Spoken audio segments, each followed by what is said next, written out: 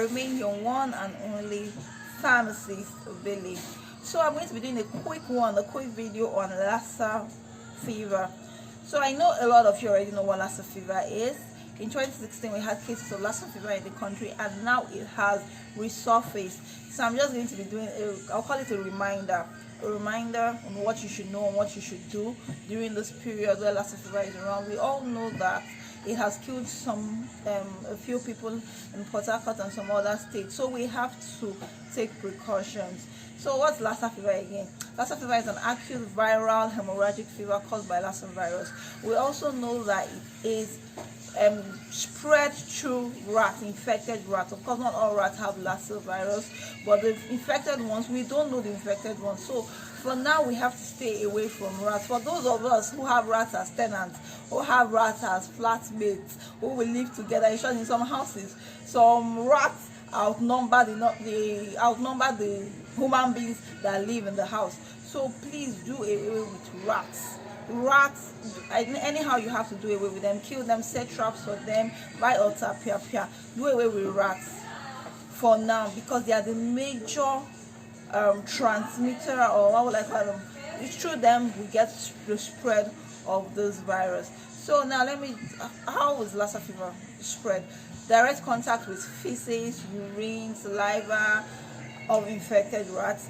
Then direct contact with objects, household items, and eating food that has been infected with feces, saliva, and urine of these infected rats. Then it's also spread through person-to-person transmission. Someone gets infected through contamination from an infected rat or something, or contamination of the food. The person passes it on to the other person.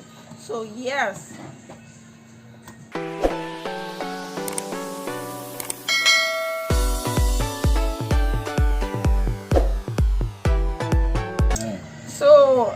So what are the symptoms of Lassa fever? Like we know, Lassa fever has the symptoms: fever, headache, sore throat, cough, nausea, vomiting, body pain, and in severe cases, bleeding from the mouth and other parts of the body, bleeding from the nose, bleeding from the ears. That's in very severe cases. So what do we do? How do we avoid getting infected with Lassa fever? How do we avoid getting infected with Lassa fever? We need to ensure adequate environmental sanitation. We need to you need to wash your hands regularly with soap and running water. Like I said in my last video, it's very important to wash your hands with soap under running water. Do not wash your hands in a bowl. Wash your hands under running water with soap, and use hand sanitizers where appropriate. Then store food items properly. In short, for now, avoid drying foods under the sun or drying foods on the floor, because they could get contaminated by these infected rats. So store food items properly in airtight containers. Whatever you have, be it gari, semo, whatever, make sure they are in airtight containers so that you can avoid rats from getting into them for the time being. Then, like I said, eliminate rats by setting traps. Avoid drying food on the floor. Then health workers are advised to practice standard protection at all times, especially when it comes to patients and handling body fluids. So we advise that you wear gloves at all times. If you're a health worker, nurse, doctor, pharmacist, whoever you are, when you're handling patients, you wear gloves at all times. Wash your hands regularly and use hand sanitizers where necessary. So, and once you present or you see anybody presenting with any of the symptoms I mentioned above, please report to the nearest health facility as soon as you can. In short, immediately, once you see somebody around that has the symptoms, refer the person to the nearest health facility. It is very, very important to take those precautions and adhere to them very seriously. We don't want Lassa fever spreading more than it has already spread. We want to contain it as fast as we can, or as best as we can.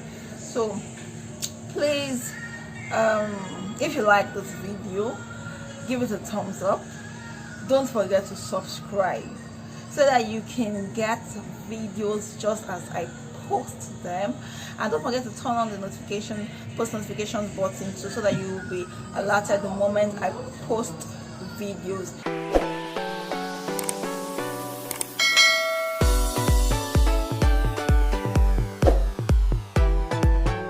Then if you have questions that you would like to ask me, please don't hesitate to post them in the comment section below. If you want me to talk about a particular topic in my next video, please suggest those topics to me in the comment section below, so I can work on them and educate you. Share this video to educate others, and see you in my next video. Thank you. Bye.